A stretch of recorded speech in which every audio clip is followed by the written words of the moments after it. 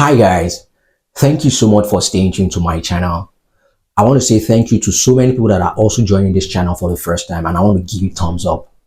So this channel is actually an educational channel where you learn lots of sales tips for those of you that are running businesses and those of you that are into sales.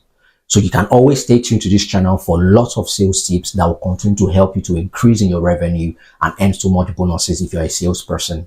So today's video, I'm going to be sharing with you cold calling technique number 6 that you need to master.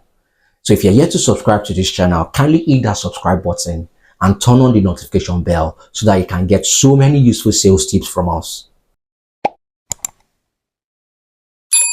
One of the things that I need you to understand is that in sales, there are several techniques that can help you to continue to reach out to new customers. And one of those techniques is cold calling.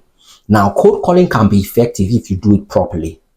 One of the things that I need you to realize is that cold calling is something that helps you to continue to reach out to new prospects and even follow up with your customers. And as a salesperson that is starting for the first time, you can also use cold calling to also fine-tune your sales pitch. And cold calling can also be cost effective. So rather than you going around looking for people, you can actually get names and contact of people and begin to reach out to them before even scheduling meetings.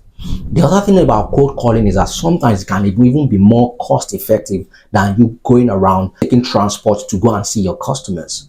So these are things that cold calling would actually do for you. And that is why I mentioned that is also an effective method of reaching out to prospects. And I would like you to also, pay attention to this as well. So how can you be effective with cold calls? So one of the things you can do to be effective with cold calls is to research and prepare. So when you reach out to someone and you tell them about themselves or something that you know about them, it makes them to be a bit calm and they want to listen to you. So you need to find out a bit about the prospect that you're trying to reach out to. Then the second thing you can do is to introduce yourself and mention your name and the name of your company. And if possible, you can also mention the name of the prospect. So you can say, "Hi, Mr. Frank," or "Hi, Mr. John," or "Hi, Mr. James. My name is Charles from XYZ company." It helps the customer to actually know that you've done a bit of research to actually know them.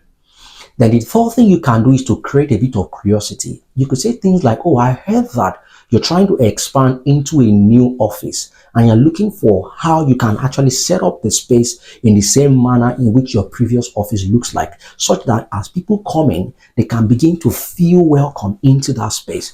So you can say something that will help create a bit of curiosity. Or you can say, "Oh, I heard that you're trying to set up a new system in your office whereby you can automate all your customer feedbacks. We actually have a solution." So when you say things like that, the customer actually knows that you've done a bit of research and you understand some of the things that they are looking out for. The other thing you can do is to use what I call social proofing. What that means is that you can mention a similar company that has used your product that has actually made a significant impact in that same company while introducing yourself to the customer.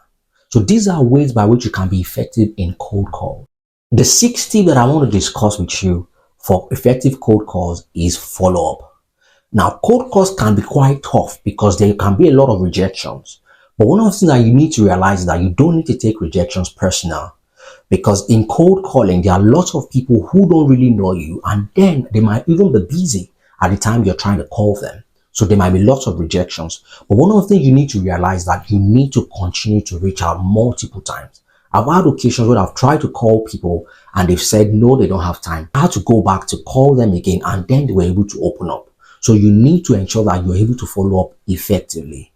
Sometimes one of the things that you need to also realize is that in trying to follow up on a customer, you don't necessarily have to seal the deal on the spot. So if you're trying to talk to a customer and you want them to actually advance to the next day, you can say something like, "Oh, will Tuesday 10 a.m. be very good for you to have a 15-minute chat or a 15-minute meeting with me?" Instead of you saying that, "Oh, when next do you want us to have this conversation?" It's better for you to suggest a day and even a time so that it helps the customer to be able to respond to you in the way that you want. So how can you make your cold calls to be effective? One of the things you need to do is you need to ensure that you are training yourself and you are preparing before you actually go into a call. This will help you to avoid some form of rejections, as I've mentioned. That when you prepare and you have some information about the customer, it can help you to avoid some form of rejection. The other thing you need to do is that you need to reframe your mind to understand that cold calls is actually one of the ways by which you use in overcoming objections. You need to reframe your mind so that you understand that cold calls is one of those things that you used to use in converting cold leads into warm ones.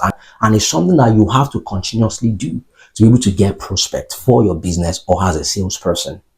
Then the third thing you need to do is that in trying to follow up with a customer on cold calls, you need to have clear next steps. So when you want to go into a call with a customer, you need to know what next thing do I want this customer to do?